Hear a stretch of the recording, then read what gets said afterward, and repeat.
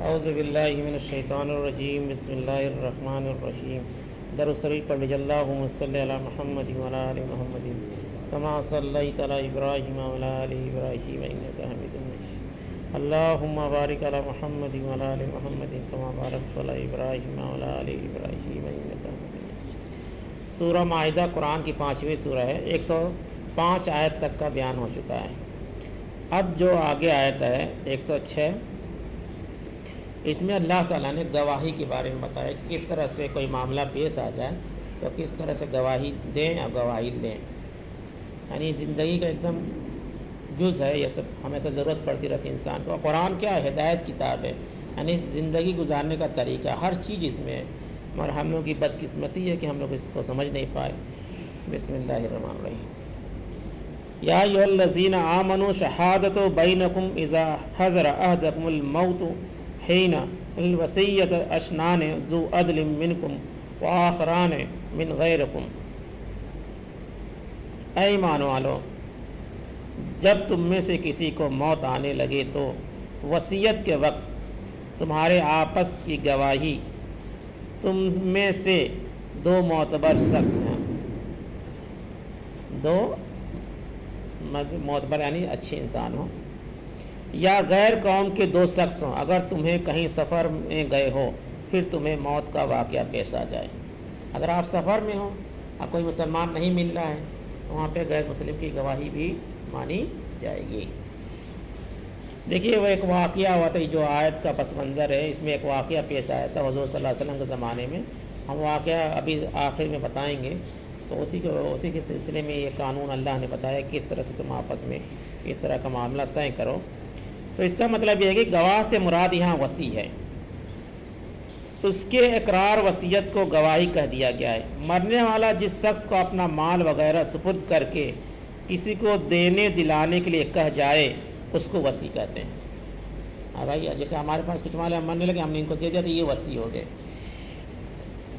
وصی ایک بھی ہو سکتا ہے، مگر بہتر ہے کہ 2 ہوں، اور تم میں سے ہوں یعنی مسلمانوں میں سے ہوں۔ بہتر ہے کہ اگر مسلمان ہیں تو ٹھیک ہے۔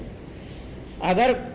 مثلا سفر وغیرہ کی حالت میں موت کا وقت آ جائے اور مسلمان گواہ اور وصی نہ ملیں تو جس طرح بالکل وصی نہ بنانا جائز ہے، اسی طرح اگر ایک وصی ہو یا معتبر ہو، عادل نہ ہو یا مسلمان نہ ہو، غیر مسلم ہو، اسی کو بنا دیں۔ یہ سب صورتیں جائز ہیں۔ کبھی کبھی ایسا ہوتا ہے کہ آدمی ہاسپٹل میں گیا اور وہاں پہ کوئی نہیں، کبھی کبھی گھر کا نہیں فرد ہوتا ہے، کوئی ایکسیڈنٹل پرابلم ہوگی، نرس ہے، ڈاکٹر ہے، کوئی بھی غیر مسلم بھی ہو سکتا ہے، مسلم بھی ہو سکتا ہے، تو اسی کو اپنا گواہ بنا لے اور جو وصیت کرنا ہے اس کو کر دے، لکھت کر دے، زبانی کر دے، جو بھی طریقہ ہو۔ تو یہ دونوں طریقہ دونوں لحاظ سے جائز ہے، مگر کوشش کرے کہ مسلمان ہو۔ ان انتم ضربتم فی الارض فاصابتکم مصیبۃ الموت تحبسونها من بعد الصلاۃ فیقسمان باللہ ان ارتبتم لا نشتری بہ ثمنا ولو کان ذا قربى ولا نکتم شہادۃ اللہ انا اذا لمن العاصمین۔ ترجمہ سن لیجیے اس کا۔ اگر تم کو شک ہو تو جو کہ وصی بھی ہیں اور گواہ بھی، یعنی نماز کے بعد روک لو، پھر دونوں کو اللہ کی قسم کھائیں، یعنی جب کوئی معاملہ اس طرح کہا جائے کہ گڑبڑ ہو معاملہ تو کیا کریں؟ اگر تم کو شک ہو تو ان دونوں کو جو کہ وصی بھی ہیں اور گواہ بھی، نماز سے بعد روک لو، پھر وہ دونوں اللہ کی قسم کھائیں۔ اور حدیث میں آتا ہے کہ بہتر ہے کہ عصر کے بعد، نماز عصر کے بعد روک لیں، پھر دونوں اللہ کی قسم کھائیں اور اس قسم کے بدلے کوئی نفع نہیں لینا چاہتے ہیں، اگرچہ کوئی رشتہ دار ہی ہو، اور نہ ہم اللہ کی گواہی کو چھپائیں گے، اگر ہم ایسا کریں تو بے شک ہم گناہ گاروں میں سے ہوں گے۔ یعنی اگر مرنے والے کو ورثہ کو صبح ہو جائے کہ ان وصیہ نے، یعنی جس کو وصیت کی گئی تھی، جس کو گواہ بنایا گیا تھا، کچھ مال چھپا لیا ہے یا بدل لیا ہے یا وارثین دعویٰ کریں، تو فیصلے کرنے والے اس طرح فیصلہ کریں کہ پہلے وارثوں سے، کیونکہ وہ مدعی ہیں، اس پر گواہ طلب کریں، کیونکہ وہ الزام لگا رہے ہیں کہ ہمارے ساتھ یہ بدل گیا، سامان بدل لیا، گڑبڑ کیا، تو گواہ طلب کریں۔ انہوں نے فلاں چیزیں چرائی ہیں، اگر وارث گواہ نہ پیش کر سکیں تو دونوں اوصیہ سے نماز خصوصاً نماز عصر کے بعد لوگوں کی موجودگی میں قسم لیں اور دونوں اللہ کی قسم کھا کر کہیں کہ ہم نے نہیں لیا ہے، اگرچہ ہمارا کوئی رشتہ دار ہی کیوں نہ ہو، ہم اس کی رعایت میں بھی جھوٹ نہیں بول سکتے، اور جس بات کے بیان کرنے کا ہمیں اللہ کی طرف سے حکم ہے ہم اس کو نہ چھپائیں گے ورنہ ہم سخت گناہ گار ہوں گے۔ اور نماز کے بعد اور مسجد میں قسم لینے سے مقصد یہ ہے کہ عام طور سے انسان ایسے موقع پر جھوٹ بولنے سے ڈرتا اور شرماتا ہے۔ بہت اچھا طریقہ ہے۔ ہمارے ساتھ ایک واقعہ پیش آیا تھا، ہم نے ایک آدمی کو کچھ قاعدے سے پیسہ دیا تھا 30-40 ہزار روپیہ، اور اس نے 12 اور 1000 روپیہ اس میں کئی سال ہو گیا نہیں دے رہا تھا، ادھر ادھر کر رہا تھا۔ تو ہم نے اس سے یہی کہا کہ چلو ٹھیک ہے، تم مسجد میں آ جاؤ، گواہی دے، تم قسم کھا لو کہ نہیں ہے تو ہم تمہارا سب کا پھر اللہ ہی کا حساب ہوگا۔ نہیں آیا بندہ، اس کی ہمت ہی نہیں پڑ گیا۔ پھر وہ دھیرے دھیرے پیسہ اس نے دیا، ایسا نہیں کہ نہیں دیا، اس نے ہم نے کہا تمہارے پاس جو ہو جیسے ہو تم ہم کو دھیرے دھیرے کر کے دو۔ تو اسی طرح سے اگر کسی کو پرکھ نہ ہو، اگر مسلمان چاہیں تو ان کے جو بھی 90% کیا 100% معاملات جو آپسی لڑائی جھگڑا جس بھی معاملات کو لے کر ہیں، اگر مسجد میں ایمانداری کے ساتھ آ جائیں اور قسم کھا لیں، معاملہ دودھ کا دودھ پانی کا پانی ہو جائے گا، جو اللہ نے طریقہ بتایا۔ مسجد میں تھوڑی، تو اس لیے باطل کے قانون وہ بھی شرک ہے۔ اگر ہم دنیا کے قانون کا سہارا لیتے ہیں تو ابھی ایک شرک ہے۔ کیا ہے؟ شرک ہے۔ اللہ کے برابر ہو گیا نا کہ اللہ کے قانون کے برابر ہم نے اس کو کر لیا، تو ابھی ایک ٹائپ کا شرک ہے۔ اب آگے دیکھیے،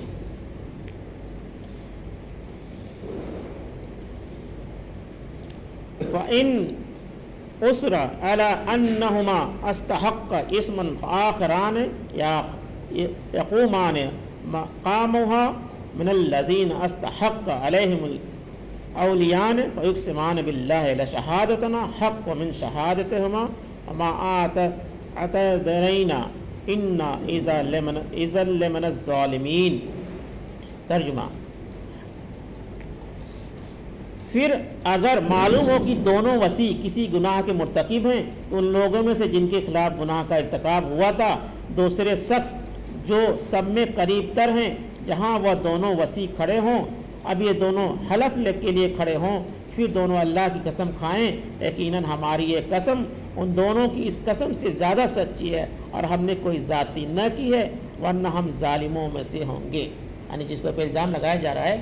وہ بھی قسم کھائے کہ ہم نے ایسا نہیں کیا ہے۔ یعنی اگر کسی طرح سے معلوم ہو جائے کہ وصی جھوٹ بولے ہیں اور وصی شرعی شہادت سے اپنی سچائی ثابت نہ کر سکیں تو پھر میت کے وارثوں کو قسم دی جائے گی کہ ان کو وصیہ کے دعوے کا سچائی کا کوئی علم نہیں ہے اور یہ کہ نہ ان کی گواہی وصیہ کے گواہی سے زیادہ قبول کیے جانے کے مستحق ہے، اور یہ کہ ہم نے اس مال کے مطالبے میں وصیہ پر خیانت کا الزام لگانے میں حق اور سچائی سے ذرا بھی تجاوز نہیں کیا ہے، کیونکہ اگر ایسا کریں گے تو ہم ہی ظالم ہو جائیں گے۔ یعنی دونوں سے قسم لے، دونوں پارٹی سے قسم لی جائے گی کہ ہم جو بات ان کے اوپر الزام لگا رہے ہیں یہ بات سچی ہے اور ہم اس میں جھوٹ، ہاں جو سچا ہوگا کھا لے گا اور جو نہیں ہوگا وہ جھوٹ نہیں بھاگ جائے گا۔ اب آگے دیکھیے، آگے دیکھیے، رک جائیے۔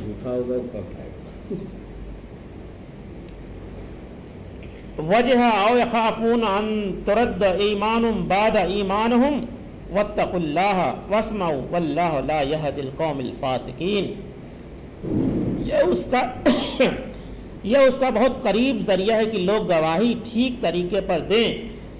یا اس بات سے ڈر جائیں کہ ان سے قسمیں لینے کے بعد قسمیں لوٹائی جائیں گی، ان سے قسمیں لینے کے بعد ان سے قسمیں لوٹائی جائیں گی۔ یعنی یہ طریقہ اختیار کرنے میں حکمت اور فائدہ یہ ہے کہ اوصیہ یعنی صحیح گواہی دیں گے، کیونکہ انہیں خطرہ ہوگا کہ اگر ہم نے کوئی جھوٹی قسم کھائی تو ہمارے بعد وارثوں سے قسم لی جائے گی اور وہ قسم کھا کر ہم کو بے اعتبار بنا دیں گے، اس لیے وہ جھوٹی قسم کھانے کی جسارت یعنی طاقت ہمت نہیں کریں گے، اور وارثین بھی اس سے ڈریں، ڈر سے اوصیہ پر غلط الزام لگانے سے ڈریں گے کہ ہم کو بھی قسم کھانی پڑے گی۔ یعنی دونوں لگن سے قسم کھانے کا مطلب یہ کہ دونوں ڈریں گے، ایک دوسرے پر غلط الزام نہیں لگائیں گے۔ اور آخر میں ہے کہ واللہ لا یہدی القوم الفاسقین، اور اللہ سے ڈرو اور سنو، اللہ نافرمانوں کو راہ نہیں دکھائے گا۔ اللہ سے ڈرو، اللہ نافرمانوں کو راہ نہ دکھائے گا۔ یعنی اصل تو یہ ہے کہ اللہ سے ڈرو اور اس کے احکام کو سنو، اس پر عمل کرو، تو پھر نہ کوئی خیانت کرے گا، نہ جھوٹ بولے گا، اور نہ قسم کھانے کی ضرورت پڑے گی۔ اگر اس کے احکام کی مخالفت کرو گے تو فاسق ہو جاؤ گے، اور فاسق کا انجام یہ ہے کہ وہ راہ ہدایت سے محروم رہتا ہے، یعنی اس کو ہدایت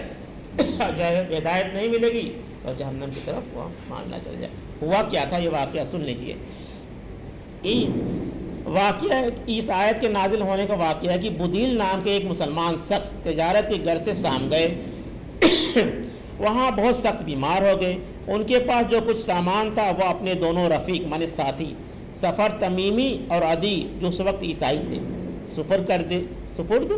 کر کے اپنے گھر والوں تک پہنچانے کی وصیت کی، پھر ان کی وفات ہو گئی۔ یعنی اللہ کے قانون کے حساب سے انہوں نے کام کر دیا،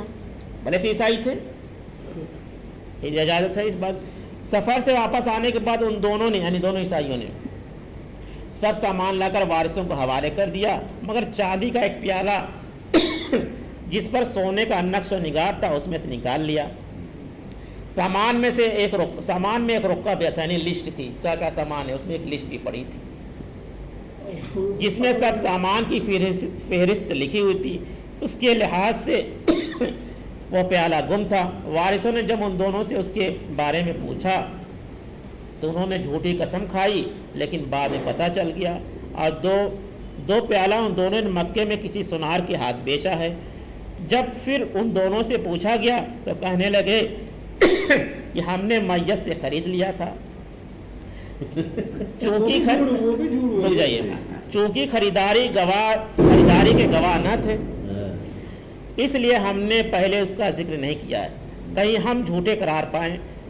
میت کے وارثوں نے پھر نبی کریم صلی اللہ علیہ وسلم کے سامنے مقدمہ پیش کیا۔ اب معاملہ الٹا ہو گیا،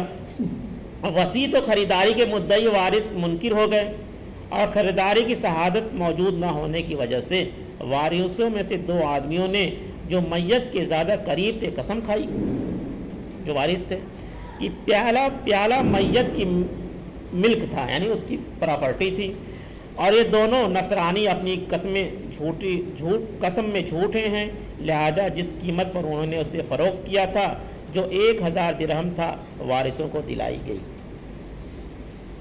یعنی ایک دم اللہ کے قانون کے حساب سے فیصلہ ہو گیا، کیونکہ وہ گواہ نہ پیش کر پائے کہ ہم نے خریدا تھا، خریداری کا ان کے پاس کوئی گواہ تھا ہی تھا۔ یاد رکھیے کبھی کبھی ایسا ہوتا ہے کہ آپ گواہ نہیں پیش کر پائیں گے تو آپ جھوٹے ہو جائیں گے، اس لیے گواہ ہونا ضروری۔ اس لیے اللہ تعالیٰ نے قرآن میں کئی جگہ پہ فرمایا ہے کہ جب تم کسی سے آپس میں لین دین کر لو تو 2 گواہ اور لکھت کیا کرو، لکھت، چاہے چھوٹا معاملہ ہو یا بڑا معاملہ، 2 گواہوں کے ساتھ اس کا لکھت بیان کر لو، اس سے آپس میں کیا ہوگا، شیطان وسوسہ نہیں ڈال پائے گا۔ ارے چھوڑو کا تو کوئی جہنم کا ٹھکانہ خریدے اس کے لیے کیا ہے، مگر جو اللہ نے طریقہ بتایا ہے اس طریقے پہ عمل کرنا چاہیے، اس سے آپسی معاملات کیا ہو جائیں گے، دور رہیں گے۔ دیکھیے کتنا اہم معاملہ ہے، مطلب ہماری زندگی گزارنے کے لیے بہت اہم، اگر ہم اس پہ عمل کریں، لیکن عمل کتنے لوگ کر رہے ہیں؟ دیکھیے جب تک ہم جانیں گے نہیں تو عمل کہاں سے کریں، پہلے جاننا، دیکھیے پہلے جاننا ضروری ہے۔ کبھی کبھی ایسا ہوتا ہے کہ نہیں، آپ کی بات صحیح ہے، مگر علم کا فرض کیوں کیا گیا کہ جب آپ اللہ کے قانون کو جانیں گے، کتنے مسلمانوں کو تو پتہ نہیں ہوگا گواہی کے بارے میں کیا حکم ہے، کیسے گواہی دیں گے، تو اس لیے اللہ تعالیٰ سے دعا کرتے رہنا چاہیے کہ ہم کو اس آیت پر عمل کرنے کی طاقت عطا فرمائے، آمین۔ اور فلسطین کے مسلمانوں کے لیے دعا کرتے ہیں کیونکہ ہم کو بھی گواہی دینا پڑے گا اس دن، یاد رکھیے ہر طرح کی گواہی ہے، گواہی کی بہت قسمیں، ہم بیان کرتے رہیں تو کئی گھنٹہ لگ جائے گا، تو ہم گواہ ہیں اس بات پہ، اگر ہم نے اللہ سے دعا نہیں کی ان کے لیے تو بھی ہماری پکڑ ہوگی، ہم کم سے کم دعا تو کریں، اس پہ ہم کر سکیں، کرنا چاہیے تھا، وہ ہمارے سامنے ہم کو پیش کر دیا جائے گا کہ یہ ہمارا بندہ تھا، ہمارا بھائی تھا، ہمارے لیے کوئی دعا بھی نہیں کیا، لڑنے جھگڑنے کہاں تک بات ہے۔ اس لیے کم سے کم اکیلے طور پر جو بھی طاقت ملے اللہ کے سامنے روئیں گڑگڑائیں اور ان کی مدد کریں، اللہ تعالیٰ ان کی مدد فرمائے، اور غالب ہو رہے ہیں، ایسا نہیں ہے فلسطین کے مسلمان اب غالب بنا، اب یہ چھوڑ کے بھاگ رہے ہیں، جیسے خبر آ رہی ہے اب یہ بھاگ رہے ہیں، یہ پیچھے ہاتھ پاؤں کھینچ رہے ہیں، تو اللہ کی مدد آئے گی انشاءاللہ، بڑا کچھ وقت لگے گا۔ اللہ تعالیٰ سے دعا کہ ہم لوگ کی آیت پر عمل کرنے کی طاقت فرمائیں اور فلسطین کے مسلمانوں کی مدد کے لیے دعا کرتے رہیں، ظالموں کو ظلم سے نجات دلا دیں، آمین۔ سبحان اللہ بحمدہ، سبحانک اللہ بحمدک، نشہد ان لا الہ الا اللہ ونستغفرک ونتوب الیک، سبحان ربک رب العزۃ عما یصفون وسلام علی المرسلین والحمد للہ رب العالمین۔ دنیا میں تو آدمی مکر فریب سے جیت لے گا، لیکن اللہ کے یہاں جب کھڑا ہوگا تو کتنا بڑا نقصان ہے اس